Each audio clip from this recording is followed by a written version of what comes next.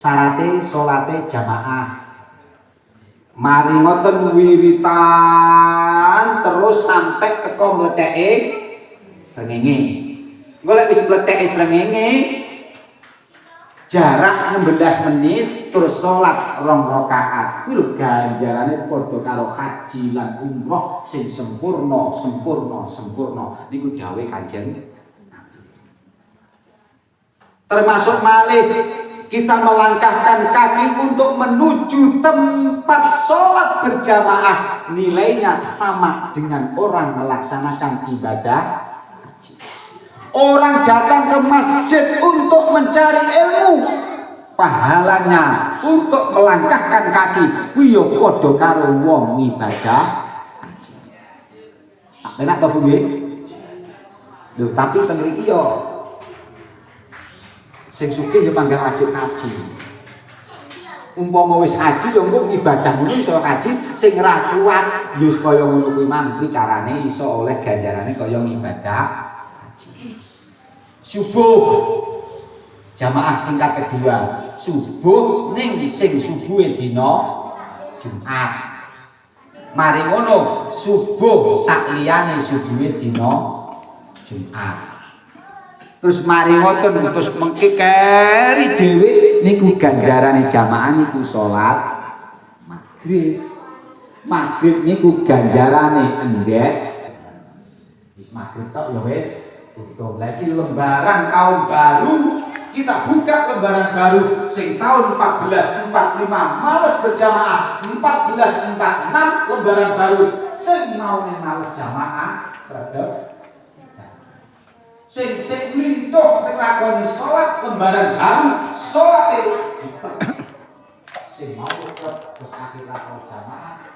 Ini kita pengajian rutin setiap malam Senin Legi di makam Adipati Aryo Blitar. Adipati Aryo Blitar, Desa Blitar, Kabupaten Blitar. Makam Aryo Blitar ini sering ramai dikunjungi para peziarah maupun para pejabat-pejabat dari pemerintahan Kabupaten Blitar pada hari-hari tertentu, misalkan hari jadi Kabupaten Blitar, para pejabat, staf kabupaten, termasuk pada hari jadi Kota Blitar, para pejabat Kota Blitar juga berziarah ke makam ini. Ini makamnya di belakang kami. Ini makam Eyang Kakung. Ini makam Eyang Kakung, yaitu Adipati Aryo Blitar. Ini makam Eyang Putri, mungkin istri daripada Aryo Blitar. Dan masih banyak makam-makam lainnya di sekitar sini, mungkin makam kerabat-kerabat dari keluarga Bupati Adipati Blitar. Ini di luar gedung makam masih banyak makam-makam gitu.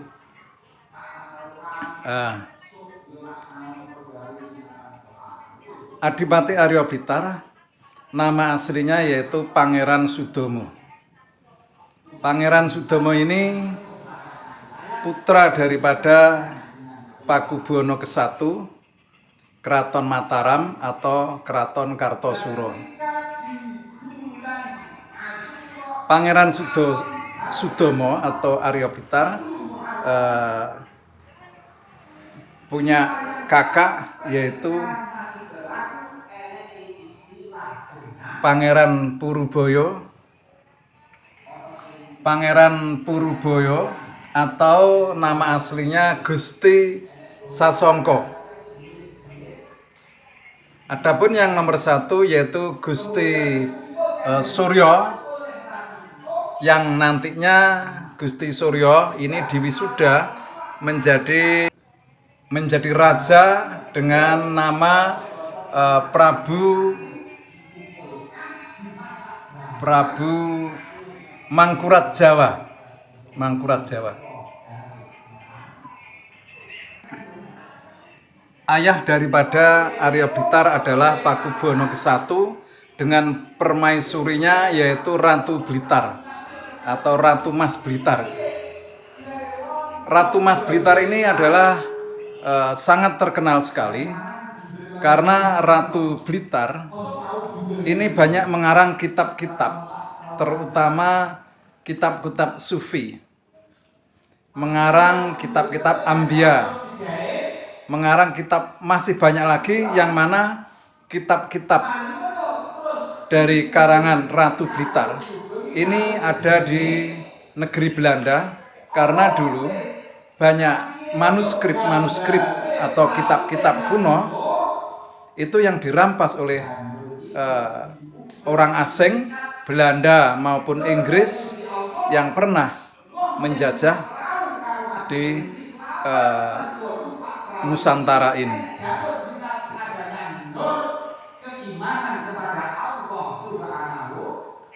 Ratu Blitar adalah satu-satunya perempuan yang ahli dalam tasawuf dan banyak mengarang kitab-kitab dan sangat disegani oleh Belanda. Bahkan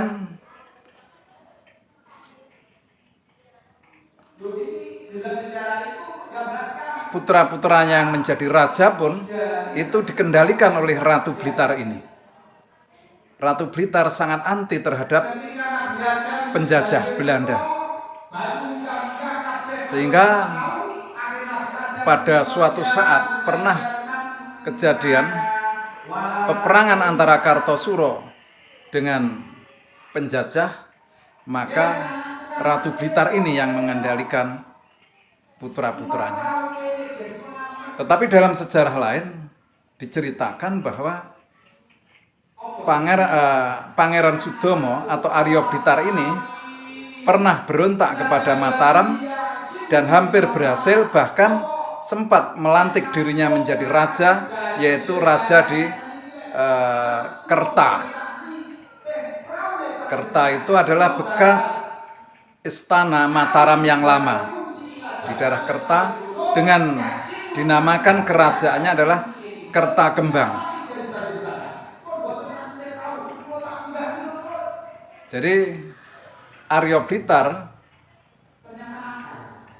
dengan adik-adiknya akhirnya berontak kepada tidak salah Amangkurat ke-4 gitu.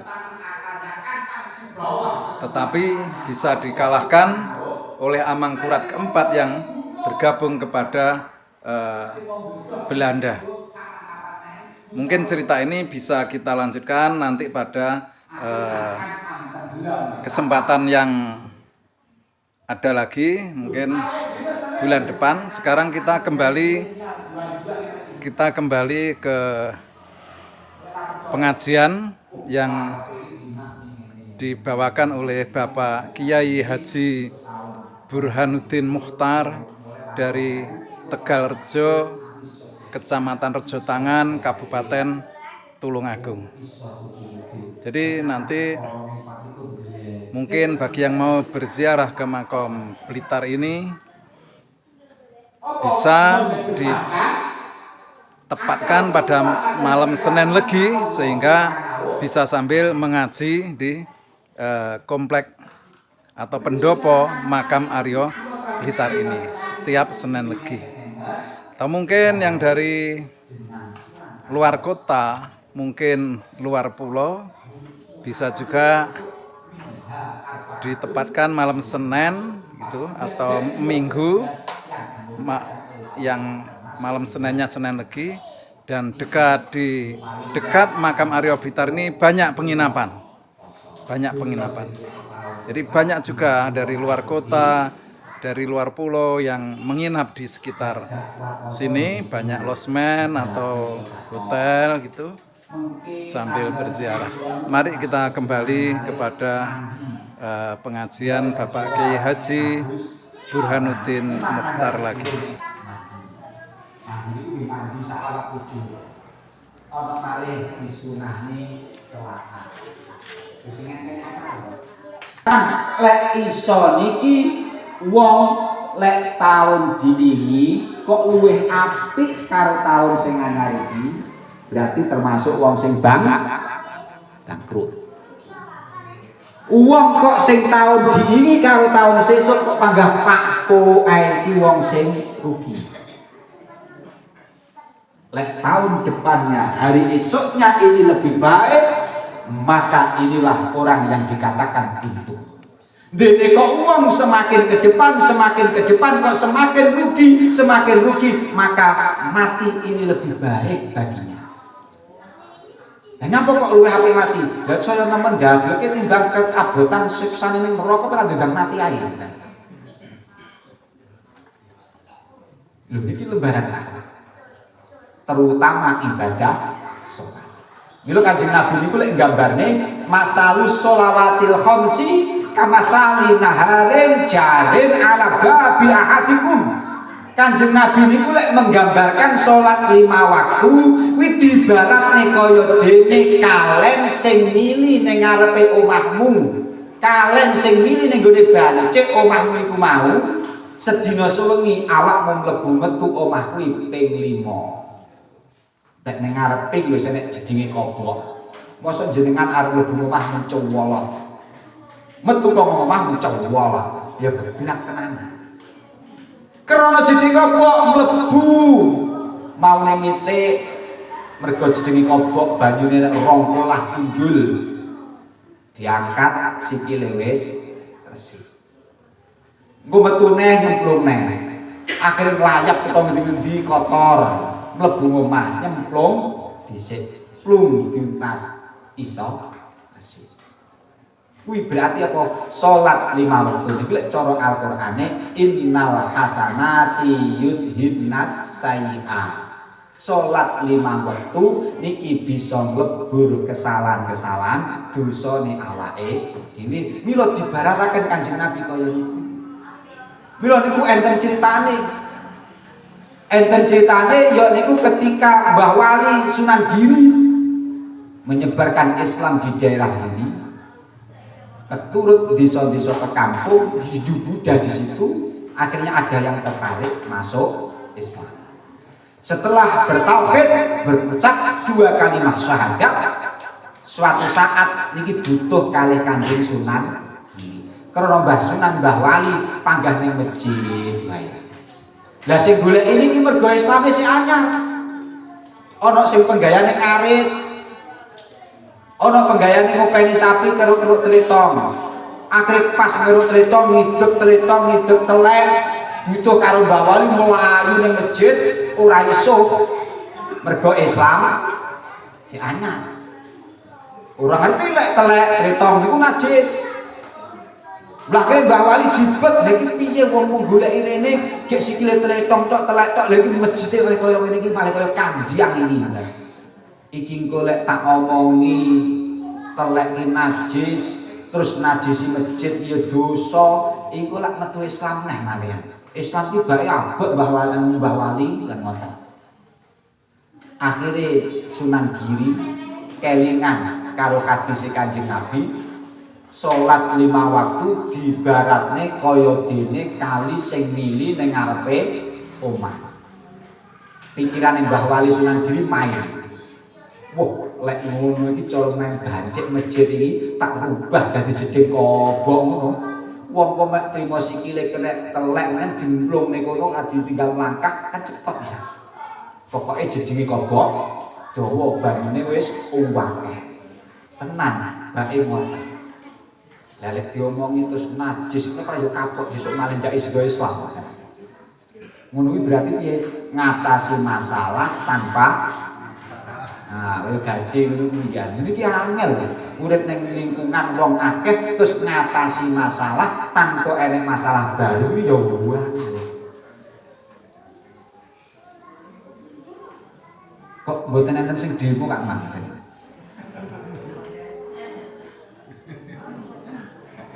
Pun ngaten mawon nggih.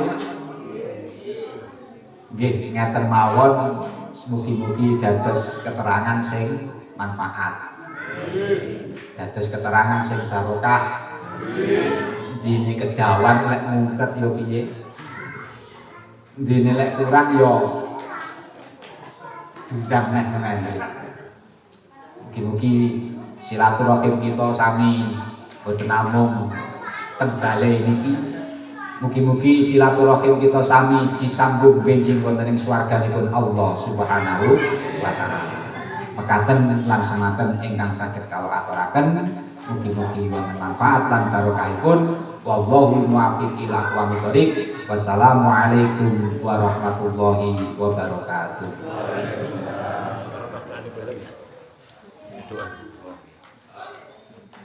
Ila hadratin Nabi Mustafa Muhammad sallallahu alaihi wasallam wa ala alihi wasallam. Ila hadrati sahibul maqbarah Kanjeng Adipati Arya kita wa muridihi wa usulihi wa jami'il arwah sedaya lelipun yang sami rawuh wonten ing menika majelis. Ugi sedaya keluarga kita sami, putra putri kita sami wonten ing pundi papan panggenan. Mugi tansah dipun jagi direksa dening Allah Subhanahu wa taala. Al-Fatihah. A'udzu billahi minasyaitonir rajim. Bismillahirrahmanirrahim. Alhamdulillahirabbil alamin. Iyyaka na'budu wa iyyaka nasta'in.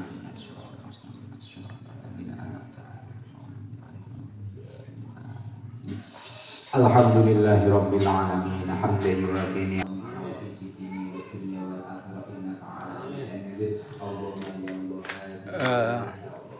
cerita-cerita tentang Adipati Arya Blitar itu sangat banyak sekali.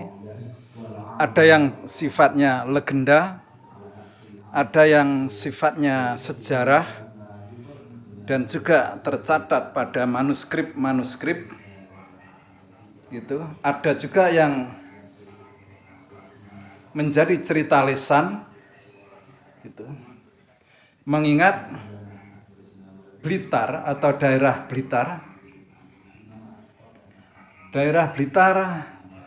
itu adalah kota yang sangat tua sekali, bahkan mulai kerajaan Majapahit sudah ada kota Blitar ini, bahkan tertulis dalam kitab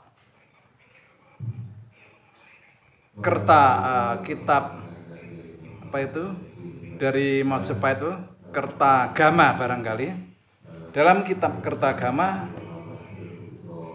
tertulis bahwa Raja Majapahit, Raja Hayam Wuruk, setiap tahun berkunjung ke daerah Blitar, mulai di Candi Sawentar Kanigoro,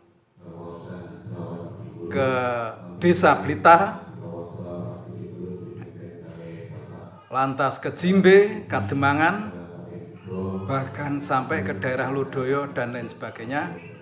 Ini yang tertulis dalam prasasti-prasasti. Jika suatu cerita yang ditulis dalam prasasti, artinya ini adalah sejarah. Tetapi bila mana yang tidak ada di prasasti, hanya di cerita lisan, bahkan tidak ada di tembang, tidak ada di manuskrip tangan, lontar dan lain sebagainya, itu namanya legenda. Salah satu contoh legenda Arya Blitar yaitu bahwa Arya Blitar ini dibunuh oleh patihnya sendiri, yaitu Ki Ageng Sengguruh. Saat istrinya hamil, minta ikan bader sisik emas, maka disarankan oleh Patih Sengguruh untuk menangkap ikan di suatu telaga gitu. Nah, saat Arya Blitar ini masuk ke telaga, maka dilemparlah batu-batuan oleh Ki Ageng Sengguruh sehingga Arya Blitar ini meninggal dunia, dan kekuasaan Blitar akhirnya dikendalikan oleh Ki Ageng Sengguruh. Dan pada akhirnya Ki Ageng Sengguruh juga terbunuh oleh anak Arya Blitar saat itu masih di kandungan, artinya saat Arya Blitar dibunuh, istrinya itu sedang hamil, dan setelah melahirkan di Gunung Pegat dinamai Joko Kandung karena menangkap burung kutut di daerah Kandung, Rejo Tangan sana. Ini legenda. Itu nanti mungkin akan kami ceritakan lebih panjang pada sesi lain. Adapun yang ada pada tembang, cerita ada tembang lagi. Mungkin ini lain tahun atau lain periode. Ini juga cerita Arya Blitar. Jadi intinya semua yang berkuasa di daerah Blitar itu namanya Arya Blitar. Arya Blitar.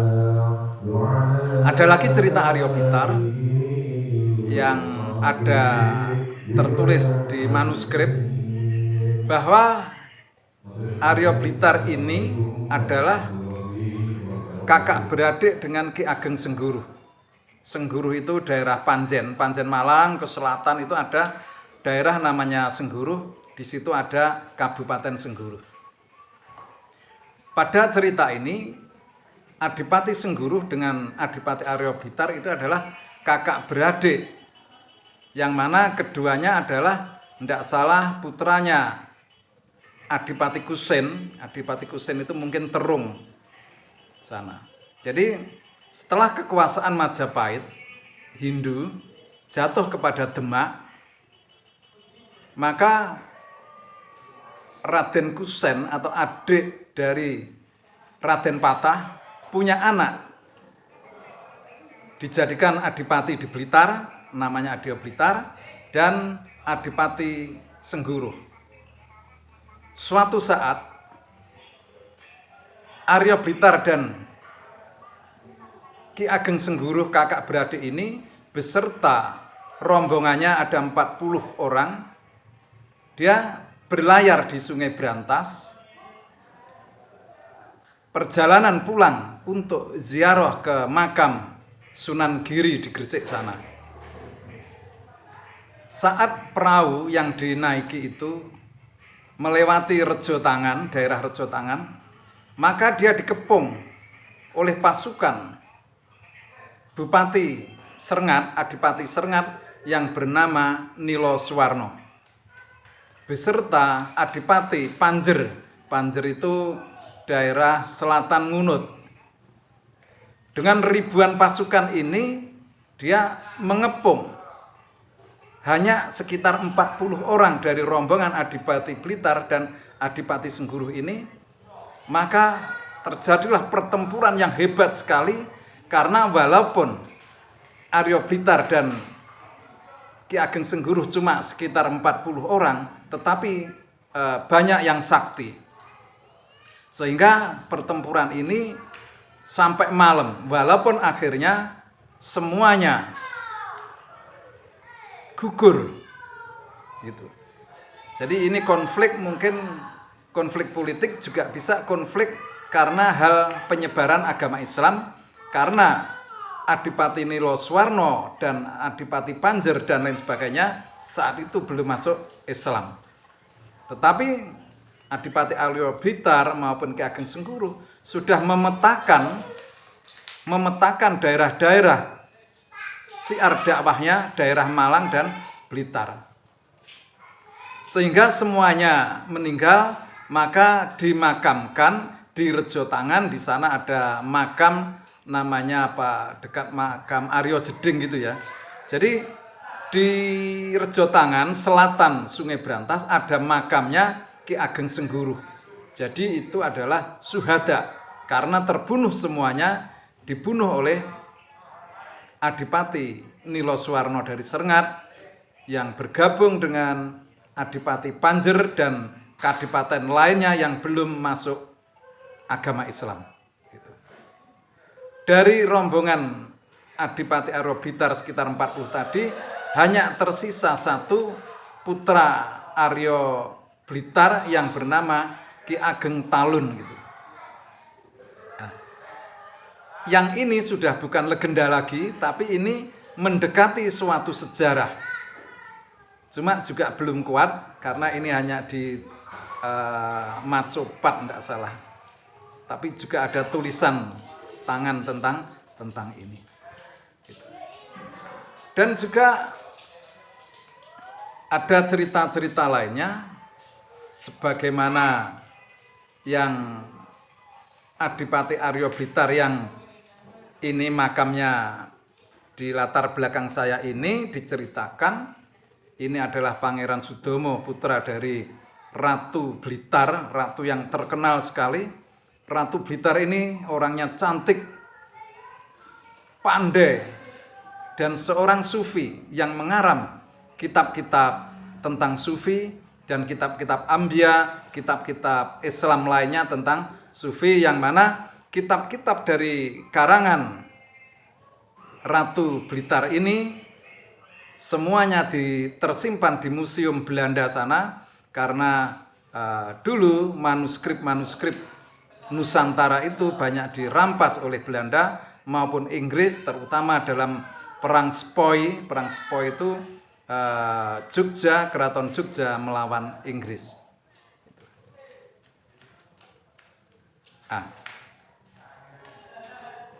Di cerita lain bahwa Pangeran Sudomo ini akhirnya berontak beserta adiknya terhadap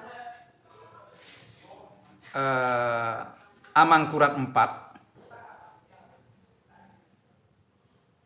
dan menang sesaat. Akhirnya Aryo Blitar ini mendirikan kerajaan baru di daerah Jawa Tengah bekas keratonnya Mataram Sultan Agung, dinamai Kerajaan Kertagembang.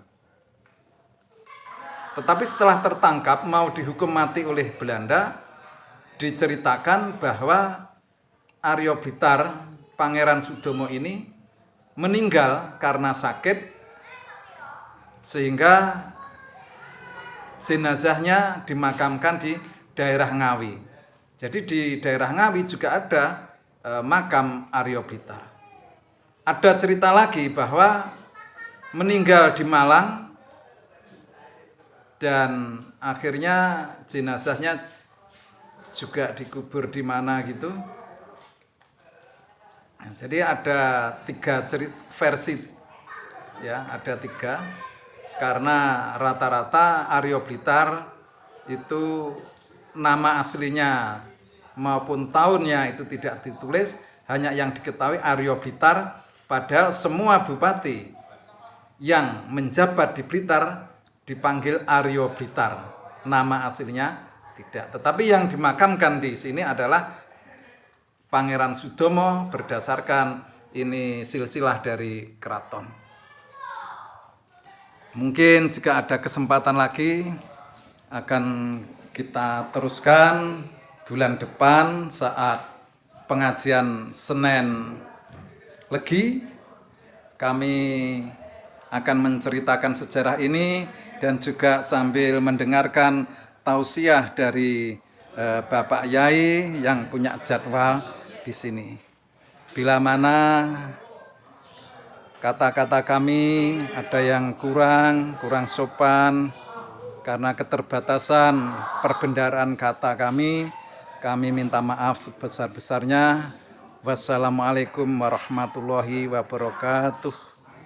Saya Ustadz Muhammad Syafi'i.